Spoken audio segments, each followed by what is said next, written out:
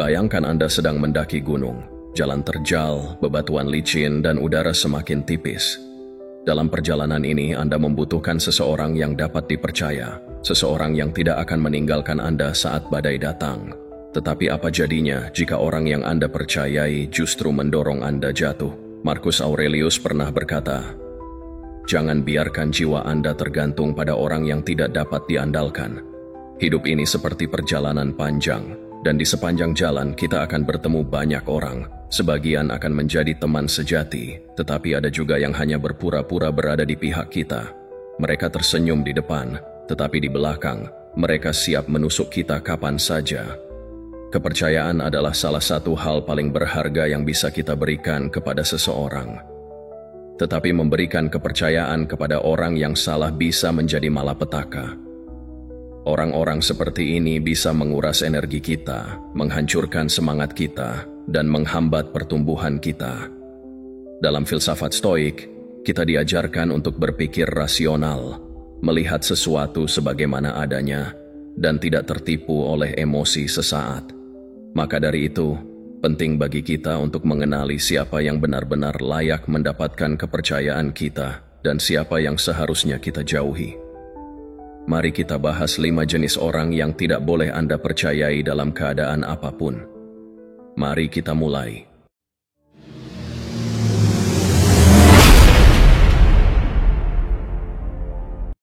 Pertama, orang yang suka berkhianat. Pengkhianatan bukan sekadar luka biasa. Itu adalah pedang yang menusuk tepat di jantung kepercayaan. Yang lebih menyakitkan adalah kenyataan bahwa pengkhianatan selalu datang dari orang yang dekat dengan kita. Seorang sahabat, rekan kerja, pasangan, atau bahkan anggota keluarga. Mereka yang seharusnya melindungi justru menjadi yang pertama menghancurkan. Dalam hidup, kepercayaan adalah mata uang yang paling berharga. Kita tidak sembarangan memberikannya, tetapi ketika kita sudah menyerahkannya kepada seseorang, kita melakukannya dengan sepenuh hati. Namun, tidak semua orang menghargai hal itu. Ada yang melihat kepercayaan sebagai alat untuk mendapatkan keuntungan pribadi, bukan sebagai fondasi dari hubungan yang sehat. Seseorang yang pernah mengkhianati akan selalu mencari pembenaran.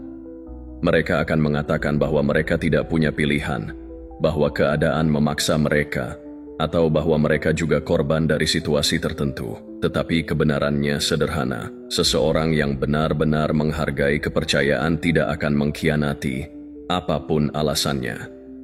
Marcus Aurelius pernah berkata, "Jangan terlalu berharap pada seseorang yang telah menunjukkan bahwa ia tidak bisa dipercaya." Pernah suatu kali, seorang teman yang saya anggap sebagai saudara sendiri melakukan sesuatu yang tidak pernah saya bayangkan. Saya mempercayainya dengan sebuah rahasia besar, sesuatu yang sangat pribadi dan hanya sedikit orang yang tahu. Saya memberitahunya dengan keyakinan bahwa ia akan menjaganya seperti dirinya sendiri. Tetapi beberapa minggu kemudian, saya mulai mendengar desas-desus. Orang-orang membicarakan sesuatu yang hanya saya dan dia yang tahu. Awalnya saya mencoba meyakinkan diri bahwa itu hanya kebetulan. Namun, semakin banyak orang yang tahu, semakin jelas bahwa rahasia itu telah bocor. Rasa kecewa itu begitu dalam, seperti kehilangan sesuatu yang tidak bisa kembali. Saya merasa bodoh karena telah memberikan kepercayaan kepada seseorang yang tidak layak menerimanya. Mereka yang mengkhianati tidak selalu melakukannya dengan cara yang mencolok. Tidak semua pengkhianatan terjadi dalam bentuk pengkhianatan besar. Terkadang, itu datang dalam bentuk janji yang tidak ditepati, komitmen yang diabaikan, atau dukungan yang hilang di saat paling dibutuhkan. Seneca pernah berkata, "Orang bijak belajar dari kesalahan tetapi orang bodoh mengulanginya." Jika seseorang telah mengkhianati Anda sekali, Anda mungkin bisa memaafkannya, tetapi jangan pernah melupakan pelajaran itu. Kepercayaan yang telah rusak tidak bisa sepenuhnya pulih. Seperti kaca yang retak, meskipun disatukan kembali, bekasnya tetap ada. Pengkhianatan seringkali datang dari orang yang selama ini kita anggap sebagai bagian dari hidup kita. Mereka tahu kelemahan kita, mereka tahu cara mendapatkan kepercayaan kita, dan mereka tahu cara menghancurkannya. Tetapi yang lebih berbahaya dari pengkhianatan adalah kecenderungan kita untuk memberikan kesempatan kedua, ketiga, dan seterusnya kepada mereka yang tidak pantas menerimanya.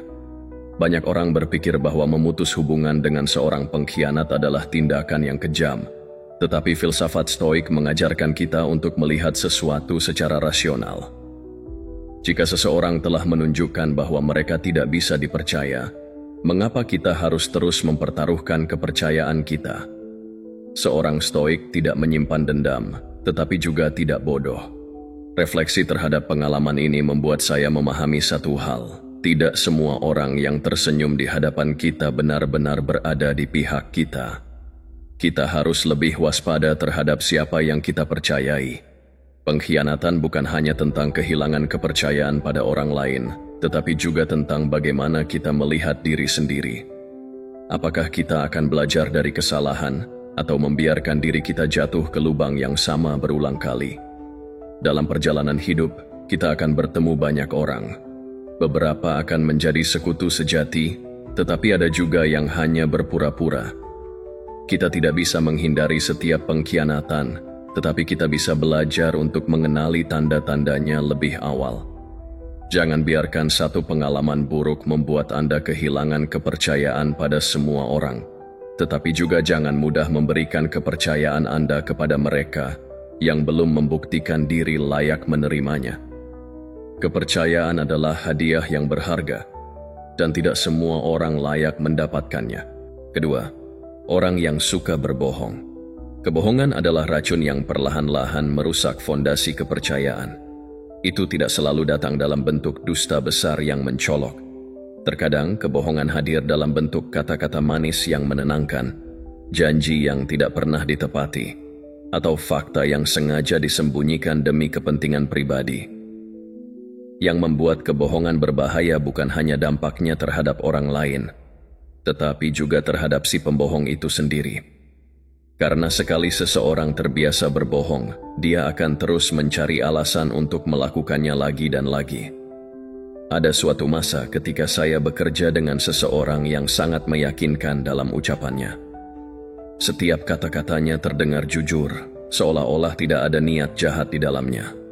Dia berbicara dengan penuh percaya diri, membuat janji yang terdengar luar biasa, dan selalu tahu apa yang harus dikatakan agar orang-orang di sekitarnya percaya.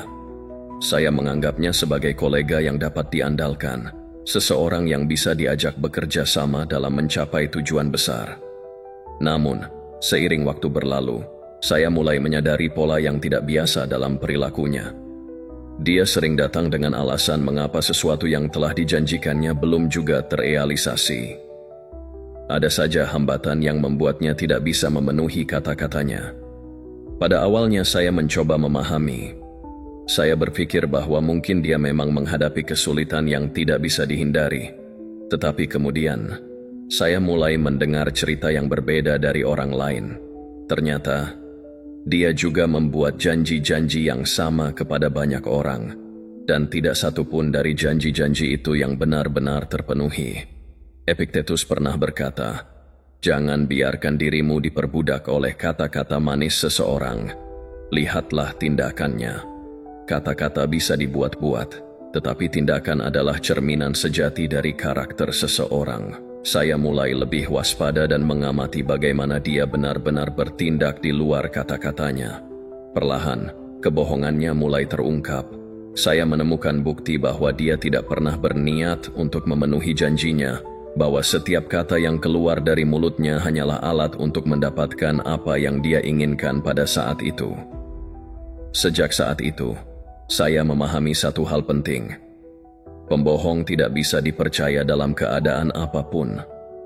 Bahkan jika kebohongan mereka terlihat kecil dan tidak berbahaya, itu tetaplah kebohongan. Kebiasaan berbohong tidak hanya menunjukkan kurangnya integritas, tetapi juga ketidakmampuan seseorang untuk menghadapi kenyataan. Orang yang terbiasa berbohong akan selalu mencari jalan pintas, selalu mencari cara untuk menghindari tanggung jawab, dan selalu berusaha mengendalikan persepsi orang lain tentang dirinya. Pembohong yang paling berbahaya bukanlah mereka yang terang-terangan berbohong, melainkan mereka yang pandai memanipulasi kebenaran.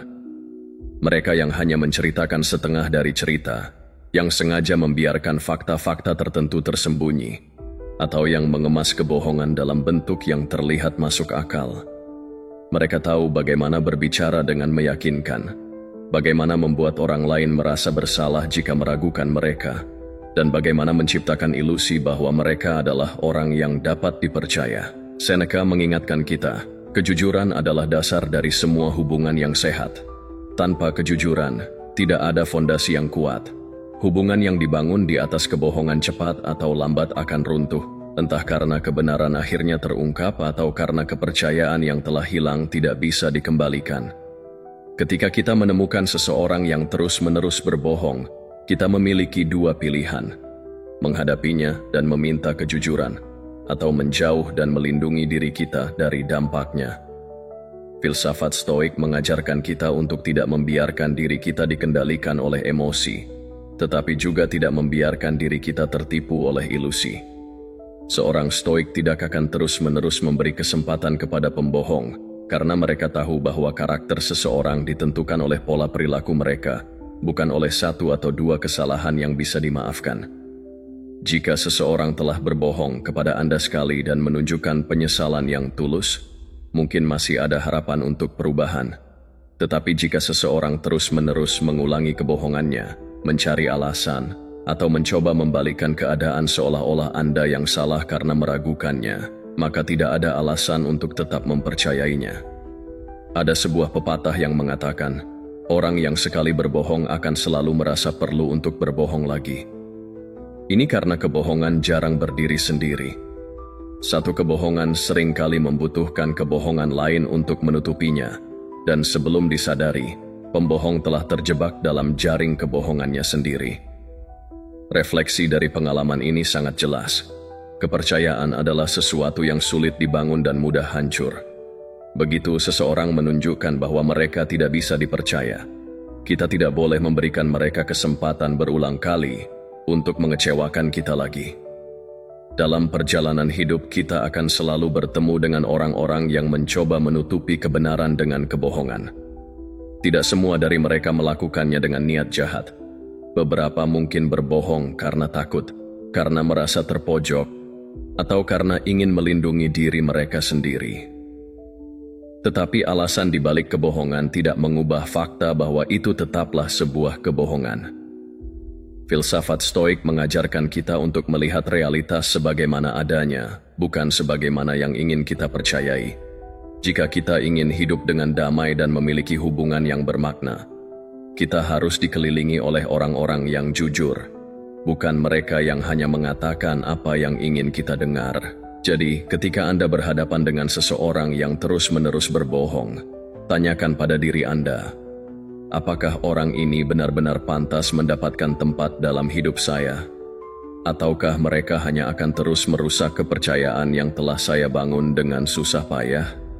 Kejujuran mungkin tidak selalu nyaman, tetapi itu adalah satu-satunya jalan menuju hubungan yang sehat dan kehidupan yang damai. Jangan biarkan kebohongan, sekecil apapun, merusak prinsip dan ketenangan Anda. Pembohong tidak boleh dipercaya dalam keadaan apapun. Ketiga, manipulator. Manipulator adalah musuh dalam bayangan. Mereka tidak menyerang secara terang-terangan, tetapi perlahan-lahan mengendalikan pikiran, perasaan, dan tindakan orang lain tanpa disadari. Mereka bukan sekadar pembohong, tetapi ahli dalam membelokkan kenyataan, menciptakan ilusi yang menguntungkan mereka, dan membuat Anda percaya bahwa Andalah yang salah. Tidak ada yang lebih berbahaya daripada seseorang yang bisa mengendalikan pikiran Anda tanpa Anda sadari. Saya pernah mengenal seseorang yang tampaknya sangat baik, penuh perhatian, dan selalu siap membantu. Ia memiliki cara berbicara yang lembut, penuh empati, dan tampak seperti sosok yang bisa diandalkan. Tetapi perlahan-lahan, saya mulai menyadari sesuatu yang tidak beres. Setiap kali saya merasa tidak nyaman dengan tindakannya, ia selalu punya alasan yang terdengar masuk akal. Setiap kali saya mencoba mengungkapkan perasaan saya, ia membalikkan keadaan dan membuat saya merasa bersalah. Ada suatu hari ketika saya merasa sangat lelah dan ingin menarik diri dari sebuah proyek yang terlalu membebani saya. Saya berbicara dengannya, berharap ia mengerti. Tetapi alih-alih mendukung keputusan saya, ia justru berkata, "Aku tidak menyangka kamu akan meninggalkanku seperti ini. Aku selalu ada untukmu, tapi sepertinya aku salah menilaimu." Kata-kata itu menghantam saya dengan keras. Saya mulai mempertanyakan keputusan saya sendiri. Apakah saya egois? Apakah saya terlalu lemah? Apakah saya memang tidak tahu berterima kasih? Pada akhirnya saya tetap melanjutkan proyek tersebut, bukan karena saya menginginkannya, tetapi karena saya merasa bersalah. Saat itu, saya belum menyadari bahwa saya sedang dimanipulasi. Butuh waktu bagi saya untuk memahami bahwa perasaan bersalah yang saya rasakan bukan berasal dari diri saya sendiri, tetapi merupakan hasil dari strategi manipulatif yang dia gunakan. Marcus Aurelius pernah berkata, "Jika seseorang mencoba mengendalikanmu dengan emosimu, maka itu bukan hubungan, melainkan perbudakan." Manipulator tahu bahwa manusia adalah makhluk emosional. Mereka tahu bahwa rasa bersalah, rasa takut, dan keinginan untuk diterima adalah alat yang bisa digunakan untuk mengontrol seseorang. Mereka membuat Anda percaya bahwa Anda selalu kurang, bahwa Anda harus terus membuktikan diri bahwa mereka lebih tahu apa yang terbaik untuk Anda. Yang membuat manipulator lebih berbahaya adalah fakta bahwa mereka seringkali tidak terlihat seperti orang jahat. Mereka bisa menjadi teman dekat, rekan kerja, pasangan, bahkan anggota keluarga. Mereka menciptakan ilusi bahwa mereka peduli pada Anda, bahwa mereka melakukan semua ini demi kebaikan Anda. Tetapi jika diperhatikan lebih dalam, semua tindakan mereka memiliki satu tujuan: keuntungan bagi mereka sendiri. Seneca mengingatkan kita, orang yang tulus tidak akan pernah membuatmu merasa bersalah karena menjadi dirimu sendiri. Jika seseorang terus-menerus memanipulasi Anda untuk merasa bersalah atas pilihan yang Anda buat, itu adalah tanda bahwa mereka tidak menghargai Anda sebagai individu. Mereka hanya peduli pada kendali yang mereka miliki atas Anda. Ada beberapa tanda yang bisa membantu kita mengenali manipulator sebelum mereka terlalu jauh menguasai hidup kita. Pertama, mereka seringkali membuat Anda merasa bertanggung jawab atas perasaan mereka. Jika mereka sedih, kecewa, atau marah, mereka akan membuat Anda merasa bahwa Andalah penyebabnya. Mereka tidak pernah mengambil tanggung jawab atas emosi mereka sendiri. Kedua, mereka sering menggunakan pujian dan kritik secara bergantian. Mereka akan membuat Anda merasa istimewa di satu momen, lalu menjatuhkan Anda di momen berikutnya, menciptakan ketergantungan emosional yang membuat Anda selalu mencari validasi dari mereka. Ketiga, mereka suka mengubah kenyataan. Jika Anda menangkap mereka berbohong atau melakukan sesuatu yang salah, mereka akan menyangkal, membelokkan fakta, atau bahkan membuat Anda mempertanyakan ingatan Anda sendiri. Teknik ini dikenal sebagai gaslighting. Cara mereka membuat Anda meragukan persepsi Anda sendiri sehingga mereka tetap memegang kendali. Saya akhirnya memahami bahwa cara terbaik untuk menghadapi manipulator adalah dengan menetapkan batas yang tegas. Seorang stoik tidak membiarkan dirinya dikendalikan oleh orang lain. Kita diajarkan untuk berpikir rasional, untuk memisahkan fakta dari emosi, dan untuk tidak terjebak dalam permainan psikologis yang merugikan kita. Saya mulai belajar untuk mengatakan tidak tanpa merasa bersalah. Saya belajar bahwa saya tidak bertanggung jawab atas kebahagiaan orang lain, bahwa saya tidak perlu terus-menerus membuktikan nilai saya kepada seseorang yang tidak benar-benar peduli. Saya menyadari bahwa jika seseorang benar-benar menghormati saya, mereka tidak akan mencoba mengendalikan saya dengan cara apapun. Epictetus pernah berkata, "Kamu hanya bisa dikendalikan oleh sesuatu jika kamu memberikan kendali itu." Manipulator hanya memiliki kekuatan atas Anda jika Anda membiarkan mereka memiliki pengaruh terhadap pikiran dan emosi Anda. Begitu Anda menyadari pola manipulatif mereka, Anda akan mulai melihat mereka apa adanya. bukan sebagai sosok yang bijak dan penuh perhatian, tetapi sebagai seseorang yang hanya peduli pada kepentingan dirinya sendiri. Melepaskan diri dari pengaruh manipulator bukanlah hal yang mudah. Mereka seringkali akan mencoba membuat Anda merasa bersalah, meyakinkan Anda bahwa Anda salah, atau bahkan mengancam akan meninggalkan Anda. Tetapi semakin cepat Anda keluar dari lingkaran itu, semakin baik bagi kesehatan mental dan kesejahteraan Anda. Saya pernah merasa takut untuk menetapkan batas. Saya takut kehilangan seseorang yang saya pikir peduli pada saya. Tetapi ketika saya akhirnya berani menarik diri, saya menyadari sesuatu yang membebaskan. Saya tidak kehilangan siapapun yang benar-benar mencintai dan menghormati saya.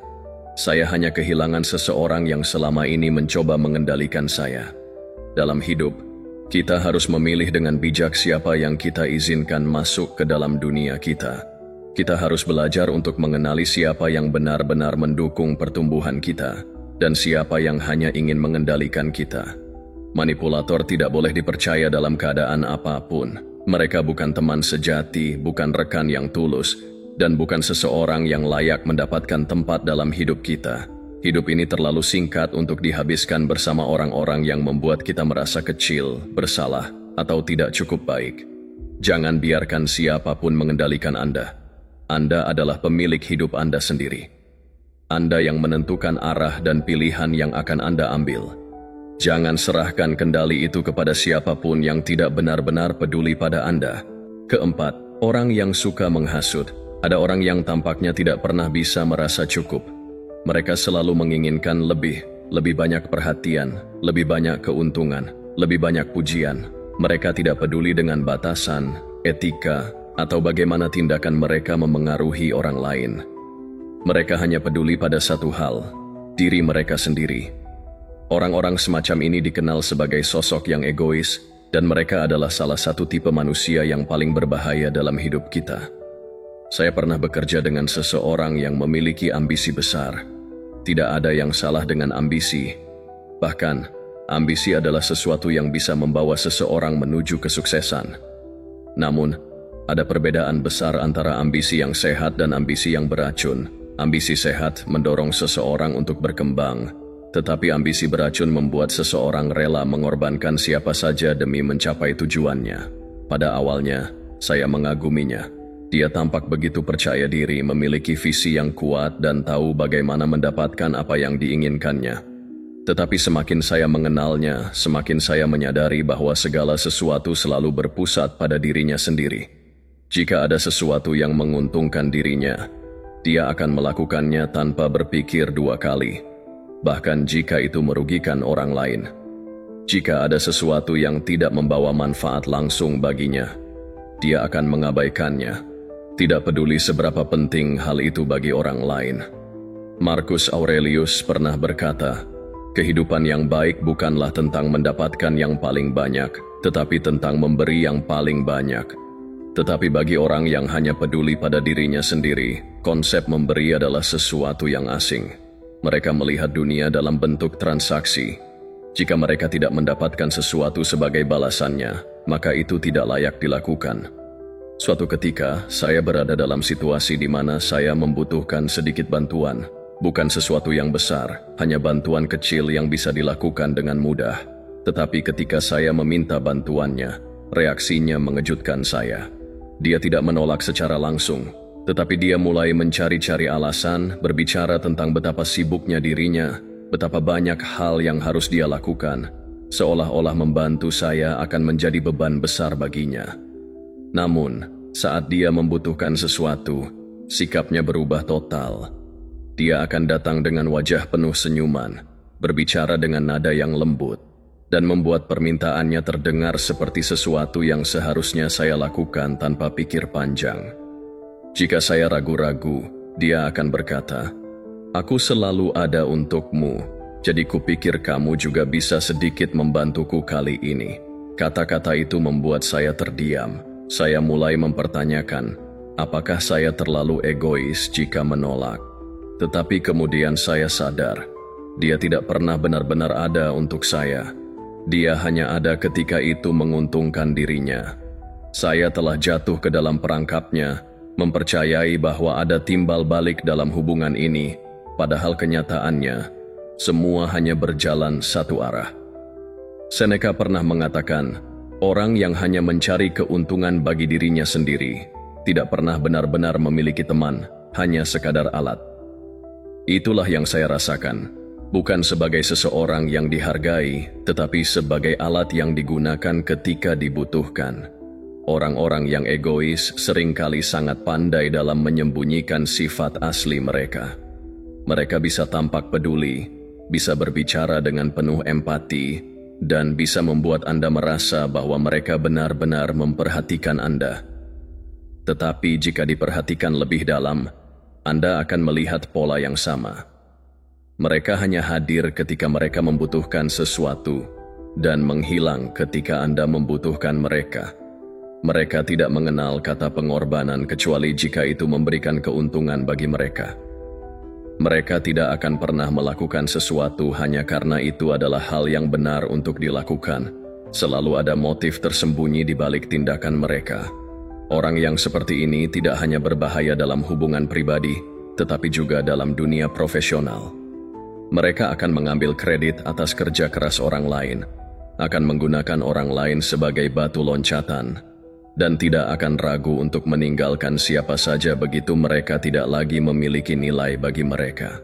Epictetus pernah berkata, "Jangan menghabiskan waktumu dengan orang-orang yang tidak memiliki nilai moral, karena mereka akan menyeretmu ke dalam dunia mereka." Orang-orang yang hanya peduli pada diri sendiri tidak akan pernah memberikan sesuatu yang benar-benar berarti dalam hidup Anda. Mereka hanya akan menguras energi, mengikis kepercayaan, dan membuat Anda merasa bahwa Anda selalu harus membuktikan nilai Anda kepada mereka. Menghadapi orang semacam ini bukanlah hal yang mudah. Mereka tahu bagaimana memanipulasi emosi, bagaimana membuat Anda merasa bersalah, dan bagaimana menciptakan ilusi bahwa mereka adalah orang yang penting dalam hidup Anda. Tetapi kenyataannya, hidup Anda akan jauh lebih baik tanpa mereka. Setelah saya menyadari sifat aslinya, saya mulai menjaga jarak. Awalnya, dia mencoba menarik saya kembali, mengatakan bahwa saya berubah, bahwa saya tidak lagi seperti dulu. Tetapi saya tetap teguh. Saya tahu bahwa saya tidak kehilangan seorang teman. Saya hanya melepaskan seseorang yang selama ini hanya membawa lebih banyak beban dalam hidup saya. Ketika kita bertemu dengan orang-orang yang seperti ini, kita harus bertanya pada diri sendiri, apakah mereka benar-benar peduli pada kita atau mereka hanya peduli pada apa yang bisa mereka dapatkan dari kita? Jika jawabannya adalah yang kedua, maka tidak ada alasan untuk terus mempertahankan mereka dalam hidup kita. Hidup ini terlalu singkat untuk dihabiskan dengan orang-orang yang tidak bisa melihat nilai kita di luar apa yang bisa kita berikan kepada mereka. Jangan takut untuk melepaskan mereka yang hanya membawa kepentingan diri sendiri dalam setiap interaksi. Karena pada akhirnya hubungan yang sehat bukanlah tentang siapa yang bisa mendapatkan yang paling banyak, tetapi tentang saling memberi dan mendukung tanpa harus menghitung-hitung. Orang yang hanya peduli pada dirinya sendiri tidak boleh dipercaya. Mereka bukan teman sejati, bukan rekan kerja yang tulus, dan bukan seseorang yang layak mendapatkan tempat dalam hidup kita. Pilihlah orang-orang yang menghargai Anda, bukan karena apa yang bisa Anda berikan, tetapi karena siapa Anda sebenarnya. Kelima, orang yang penuh dengan rasa iri hati. Ada orang-orang yang hidup dalam bayang-bayang kebencian dan iri hati. Mereka tidak bisa melihat orang lain sukses tanpa merasa terancam. Mereka tidak bisa menerima kebahagiaan orang lain tanpa merasakan kepahitan di hati mereka sendiri. Orang-orang seperti ini adalah tipe yang paling beracun. Bukan karena mereka secara langsung menyakiti Anda, tetapi karena mereka berusaha merusak apapun yang Anda bangun, seringkali tanpa Anda sadari. Saya pernah mengenal seseorang yang, di permukaan, tampak seperti teman yang baik.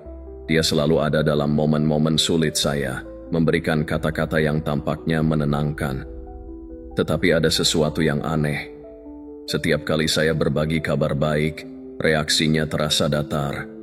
Dia tersenyum, tetapi senyuman itu tidak pernah sampai ke matanya. Ucapannya selalu terdengar seperti dukungan, tetapi ada nada sinis yang tersembunyi di baliknya. Ketika saya mendapatkan promosi yang saya perjuangkan selama bertahun-tahun, Saya berharap dia akan ikut bahagia. Saya menceritakan kabar itu dengan penuh semangat, tetapi dia hanya berkata, "Oh, selamat.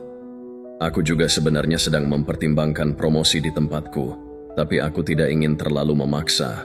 Aku lebih suka sukses dengan caraku sendiri, tanpa harus menjilat atasan." Kata-kata itu menghantam saya dengan keras. Saya tidak pernah menjilat siapapun untuk mendapatkan promosi itu. Saya bekerja keras, mengambil tanggung jawab lebih, dan membuktikan bahwa saya layak mendapatkannya. Tetapi dalam satu kalimat, dia berhasil menanamkan keraguan di benak saya. Apakah orang lain juga melihat saya seperti itu? Apakah saya benar-benar mendapatkan ini dengan cara yang benar? Saat itu, saya belum menyadari bahwa ini adalah ciri khas orang yang iri hati. Mereka tidak akan menyerang Anda secara langsung.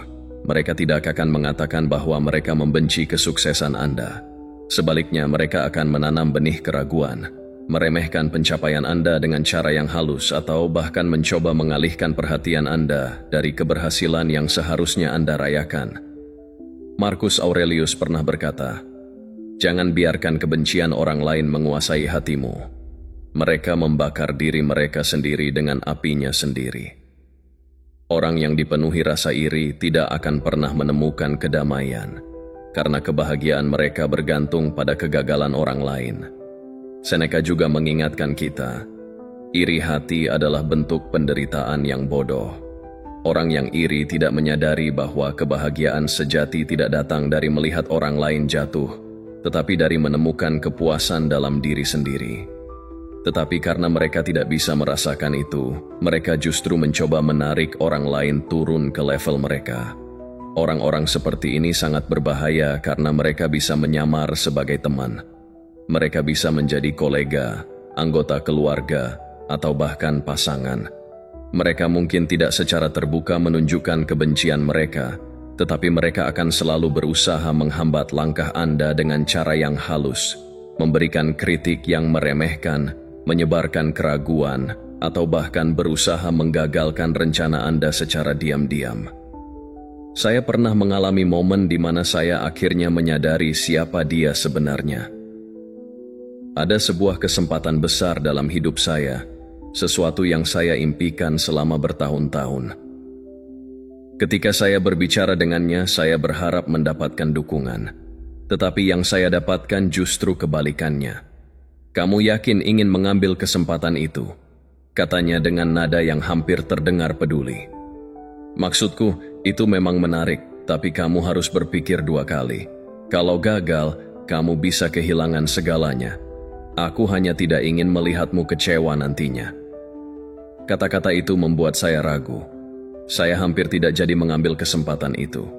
Tetapi setelah saya merenung lebih dalam, saya menyadari sesuatu. Dia tidak benar-benar peduli pada saya. Dia hanya takut melihat saya lebih maju darinya. Filsafat Stoik mengajarkan kita untuk mengenali pola-pola seperti ini dan tidak membiarkan orang lain mengendalikan keputusan kita. Epictetus mengatakan, "Kamu harus tetap teguh dalam jalanmu, meskipun orang lain mencoba menghalangimu. Kegagalan mereka bukanlah bebanmu." Jika seseorang merasa terancam oleh kesuksesan Anda, itu bukan masalah Anda. Itu adalah cerminan dari ketidakamanan mereka sendiri. Orang-orang yang iri hati juga seringkali akan mencoba merusak reputasi Anda di belakang layar. Mereka mungkin berbicara buruk tentang Anda kepada orang lain, menyebarkan gosip, atau bahkan mencoba menjatuhkan Anda tanpa Anda sadari. Mereka tidak akan menyerang Anda secara langsung, tetapi mereka akan bekerja dalam bayang-bayang, memastikan bahwa langkah Anda semakin berat. Bagaimana cara menghadapi mereka? Pertama, jangan biarkan kata-kata mereka menanam keraguan dalam diri Anda. Jika Anda mendapatkan sesuatu dengan kerja keras dan usaha, Anda tidak perlu merasa bersalah atas kesuksesan Anda. Anda tidak bertanggung jawab atas rasa tidak aman mereka. Kedua, jangan berusaha membuat mereka menyukai Anda. Orang yang iri hati tidak akan pernah benar-benar bahagia melihat Anda berhasil. Tidak peduli seberapa baik Anda kepada mereka, mereka akan selalu menemukan alasan untuk meremehkan Anda. Ketiga, jaga jarak. Orang-orang seperti ini tidak pantas berada dalam lingkaran terdekat Anda. Mereka tidak akan pernah benar-benar mendukung Anda, dan keberadaan mereka hanya akan membawa energi negatif dalam hidup Anda. Keempat, tetaplah maju. Jangan biarkan mereka menghambat langkah Anda. Gunakan kebencian mereka sebagai bahan bakar untuk terus berkembang, bukan sebagai alasan untuk berhenti.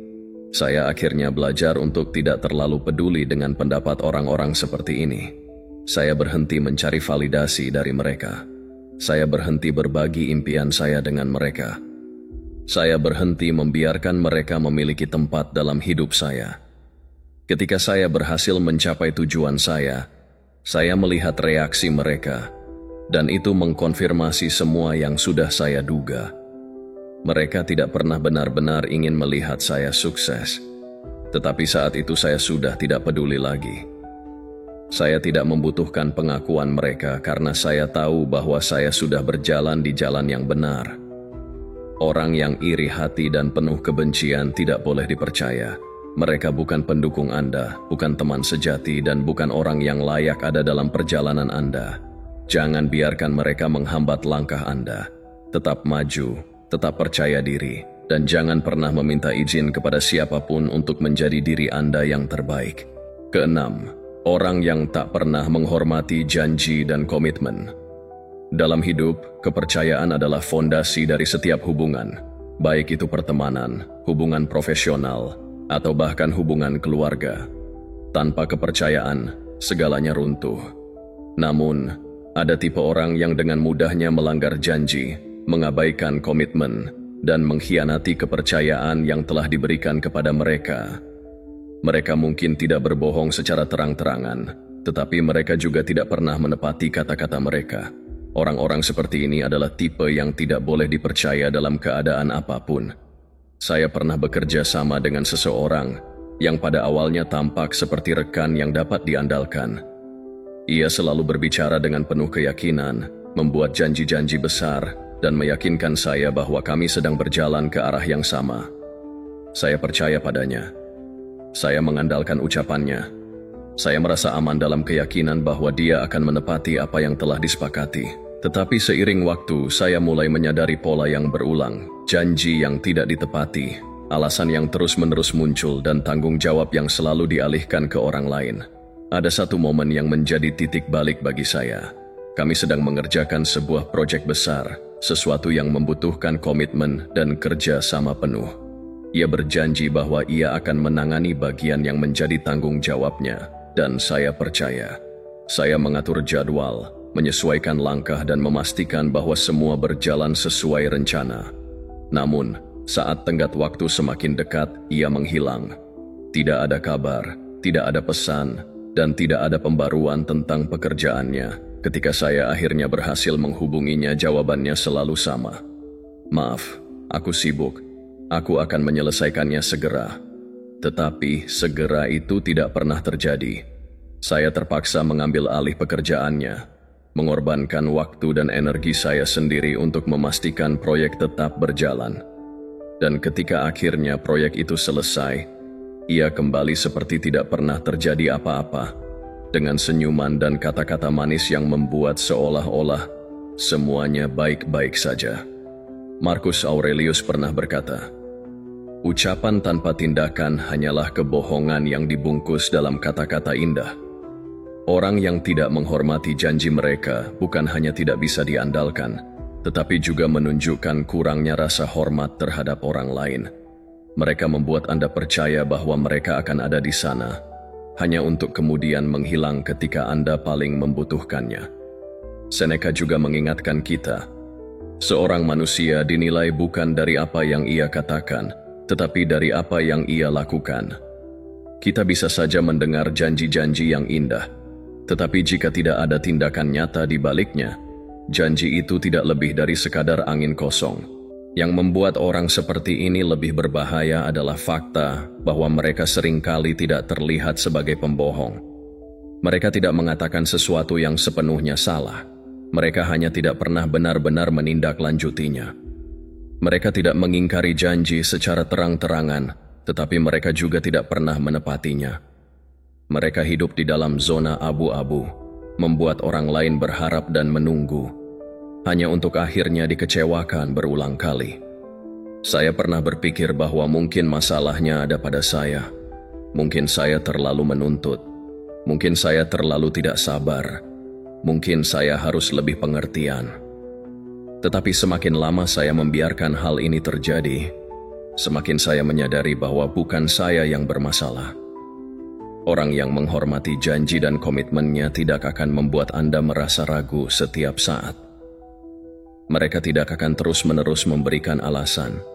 Mereka tidak akan membiarkan Anda bertanya-tanya apakah mereka benar-benar bisa diandalkan. Ada beberapa tanda yang bisa membantu kita mengenali orang seperti ini lebih awal. Pertama, mereka seringkali membuat janji besar yang terdengar luar biasa, tetapi tidak pernah memberikan bukti konkret bahwa mereka bisa menepatinya. Mereka ingin Anda percaya pada kata-kata mereka, bukan pada tindakan mereka. Kedua, mereka selalu memiliki alasan untuk setiap janji yang gagal mereka tepati. Mereka tidak akan pernah mengatakan bahwa mereka salah, selalu ada faktor eksternal, keadaan yang tidak terduga, atau bahkan menyalahkan Anda karena terlalu menuntut. Ketiga, mereka tidak merasa bersalah ketika mengecewakan orang lain. Mereka mungkin meminta maaf, tetapi kata-kata mereka tidak memiliki bobot. Tidak ada perubahan dalam perilaku mereka. Mereka hanya meminta maaf agar Anda tetap percaya, bukan karena mereka benar-benar berniat untuk berubah. Orang-orang seperti ini tidak hanya merugikan kita dalam kehidupan profesional, tetapi juga dalam kehidupan pribadi.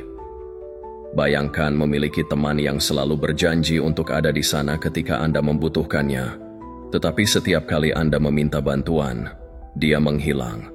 Bayangkan memiliki pasangan yang berjanji untuk berubah, tetapi terus mengulang kesalahan yang sama. Bayangkan bekerja dengan seseorang yang selalu mengatakan bahwa mereka bisa diandalkan, tetapi pada akhirnya Anda selalu dibiarkan bekerja sendiri. Filsafat Stoik mengajarkan kita untuk tidak membiarkan orang seperti ini memiliki kendali atas hidup kita. Epictetus berkata, "Jangan menaruh kepercayaanmu pada mereka yang tidak menghormatinya." Jika seseorang menunjukkan kepada Anda bahwa mereka tidak bisa diandalkan, percayalah pada apa yang Anda lihat, bukan pada apa yang mereka katakan. Saya akhirnya belajar untuk berhenti memberi kesempatan kepada orang-orang yang terus-menerus mengecewakan saya. Saya belajar untuk menetapkan batasan. Saya belajar untuk tidak membiarkan mereka menguras energi saya dengan janji-janji kosong mereka. Saya berhenti berharap bahwa mereka akan berubah, karena kenyataannya, orang yang tidak menghormati janji mereka jarang sekali benar-benar berubah. Menghadapi orang seperti ini tidak berarti kita harus membenci mereka, tetapi kita juga tidak harus terus membiarkan mereka mengecewakan kita. Kita bisa memilih untuk menjaga jarak. Kita bisa memilih untuk hanya mempercayai orang-orang yang benar-benar membuktikan bahwa mereka layak dipercaya. Kita bisa memilih untuk mengelilingi diri kita dengan orang-orang yang memiliki integritas, bukan dengan mereka yang hanya pandai berbicara. Pada akhirnya, hidup kita ditentukan oleh siapa yang kita percayai. Jika kita terus mempercayai orang yang tidak bisa menepati janji, kita akan terus dikecewakan. Tetapi jika kita memilih untuk hanya mempercayai mereka yang benar-benar memiliki komitmen, kita akan menemukan hubungan yang lebih sehat, lebih kuat, dan lebih bermakna. Orang yang tidak pernah menghormati janji dan komitmen tidak boleh dipercaya. Mereka bukan teman sejati, bukan rekan kerja yang bisa diandalkan, dan bukan seseorang yang layak mendapatkan tempat dalam hidup kita. Jangan biarkan janji kosong mereka mengendalikan Anda. Percayalah pada tindakan, bukan hanya kata-kata.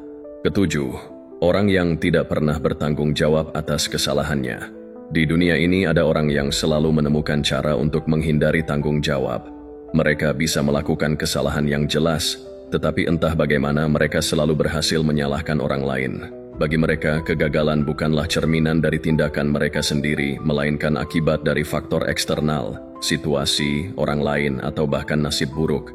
Mereka adalah orang-orang yang tak pernah belajar dari kesalahan karena mereka tidak pernah merasa bersalah sejak awal. Saya pernah bekerja dengan seseorang seperti ini. Pada awalnya, Saya mengira dia hanya mengalami beberapa kesalahan kecil yang bisa dimaklumi. Setiap kali terjadi masalah dalam proyek yang sedang kami kerjakan, dia selalu punya alasan. Jika ada tenggat waktu yang terlewat, itu karena klien terlalu menuntut. Jika hasil pekerjaannya kurang memuaskan, itu karena tim lain tidak mendukungnya. Jika ada kesalahan besar yang berdampak pada seluruh tim, dia akan berkata, "Aku hanya mengikuti arahan. Ini bukan salahku." Namun, seiring waktu, saya mulai menyadari polanya. Setiap kali ada masalah, dia tidak pernah mengakui kesalahannya. Dia selalu menemukan cara untuk mengalihkan tanggung jawab. Yang lebih buruk lagi, dia seringkali menyalahkan orang-orang di sekitarnya, termasuk saya. Suatu hari, sebuah keputusan buruk yang dia buat menyebabkan klien besar membatalkan kontrak mereka. Saya pikir dia akan mengakui kesalahannya, atau setidaknya menerima sebagian dari tanggung jawab. Tetapi yang terjadi justru sebaliknya. Di depan atasan kami, dia mengatakan bahwa saya yang seharusnya lebih memperhatikan detailnya, bahwa saya yang kurang tegas dalam memberikan masukan, bahwa saya yang seharusnya lebih aktif mengawasi. Saya terkejut. Saya tidak menyangka bahwa seseorang bisa sedemikian liciknya dalam menghindari tanggung jawab. Tetapi saat itu, saya juga belajar sesuatu yang berharga. Orang seperti ini tidak akan pernah berubah. Mereka tidak akan pernah mau mengakui kesalahan mereka, karena bagi mereka, mengaku salah adalah tanda kelemahan. Marcus Aurelius pernah berkata, "Kesalahan bukanlah kehancuran, tetapi ketidakmampuan untuk mengakuinya adalah kehancuran yang sejati." Orang yang tidak bisa mengakui kesalahannya tidak akan pernah berkembang. Mereka akan terus mengulang kesalahan yang sama karena mereka tidak pernah belajar darinya. Seneca juga mengingatkan kita, orang bijak melihat kegagalan sebagai pelajaran, tetapi orang bodoh melihatnya sebagai aib yang harus disembunyikan. Orang yang tidak mau bertanggung jawab hidup dalam ketakutan, takut terlihat lemah, takut disalahkan, dan yang paling fatal, takut untuk berkembang. Orang-orang seperti ini bukan hanya berbahaya dalam lingkungan profesional, tetapi juga dalam kehidupan pribadi.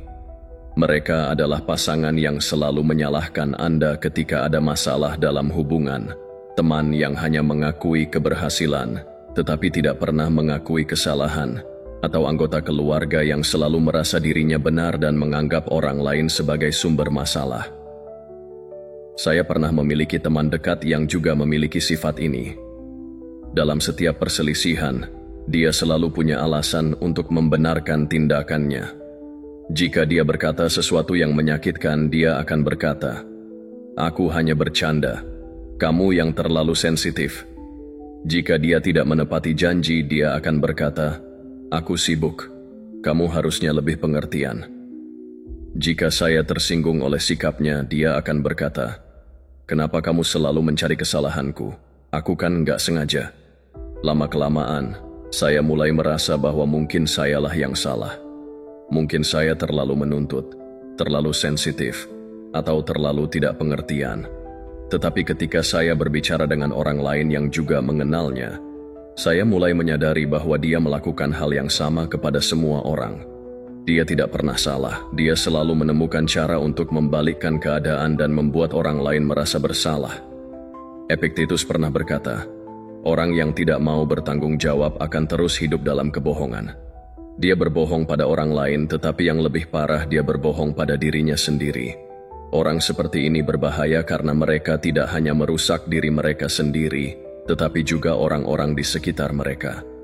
Mereka membuat orang lain merasa ragu pada diri sendiri, merasa bersalah atas sesuatu yang bukan kesalahannya, dan merasa tidak cukup baik hanya karena terus-menerus disalahkan.